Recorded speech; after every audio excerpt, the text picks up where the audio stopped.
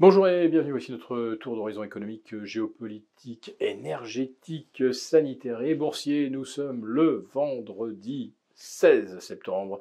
Pour comprendre comment tourne la planète finance, c'est sur la bourse au quotidien et nulle part ailleurs.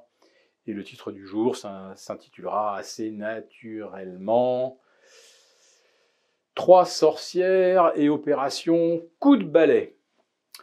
Le coup de balai, il a peut-être commencé sur les indices européens, en tout cas sur le CAC, avec déjà une incursion assez vigoureuse en dessous des 6090, qui correspond à un support oblique moyen terme que la plupart de nos abonnés connaissent. 6090 sur le CAC, 3009 sur le S&P, 12 006 sur le DAX. Vous voyez que tout ça est très, très tangent et mérite d'être surveillé de très très près au cours des prochaines heures et à plus forte raison en début de semaine prochaine. Le problème, c'est que lundi, on peut très bien ouvrir avec un gap à la baisse et on validerait alors tous les signaux baissiers sans avoir eu le temps finalement de prendre les précautions indispensables. Alors, les abonnés des affranchis ou de Trading Lab sont déjà couverts et dans les meilleures conditions. Maintenant, pour ceux qui ont des portefeuilles, une épargne longue, je le répète, nous sommes au bord de la rupture et l'opération coup de balai, elle a peut-être donc commencé aujourd'hui à l'occasion des trois sorcières. Du côté de l'énergie, on a eu hier une grosse alerte à la baisse sur le pétrole, baisse également importante sur le gaz. Alors ne vous réjouissez pas trop vite, parce que quand on a comme ça un trou d'air sur l'énergie, ça veut dire que les anticipations de croissance sont en train d'être revues à la baisse. C'est pas moi qui les revois à la baisse, naturellement, et nous avons eu hier le plaisir de découvrir les anticipations de la Banque de France.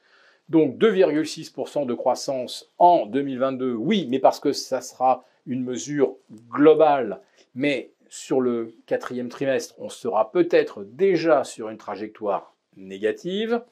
Pour 2023, la Banque de France anticipe entre 0,8 plus 0,8 et moins 0,5. Autrement dit, elle ouvre la porte à une possible récession. Et comme vous pouvez rajouter ces prévisions d'inflation qui vont de 4,2 à 6,8%, vous vous dites qu'en milieu de fourchette, on est quand même à 5%.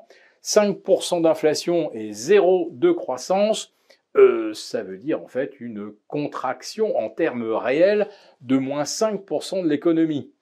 Et la Banque de France, pour 2024, parce que ça ne l'engage à rien, nous annonce un beau rebond de 1,8% de la croissance. Eh bien, prions. Pour l'instant, on a eu une rafale de statistiques aux États-Unis qui vont à peu près toutes dans le sens d'un ralentissement de la production industrielle et de la croissance.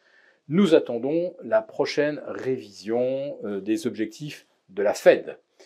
Ça sera peut-être une nouvelle douche froide pour les marchés, parce que la Fed l'a dit et redit, même si la croissance temporairement venait à chuter ou même à basculer en territoire négatif, sa priorité des priorités reste de combattre une inflation qu'elle a nié farouchement et avec une dose de déni assez stupéfiante durant toute l'année 2021 pour nous dire aujourd'hui, pas de pitié, on triomphera, on terrassera l'inflation, quitte à envoyer l'économie en récession.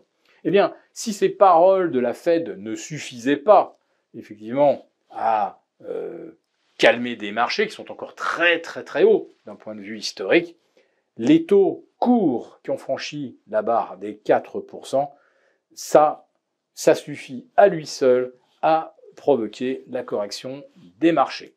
Voilà, donc quand va-t-elle débuter? Sur quel catalyseur? Nous n'en savons rien, mais nous espérons vous retrouver lundi avec pas de trop mauvaises nouvelles après une matinée à haut risque. Très bon week-end à vous et à lundi.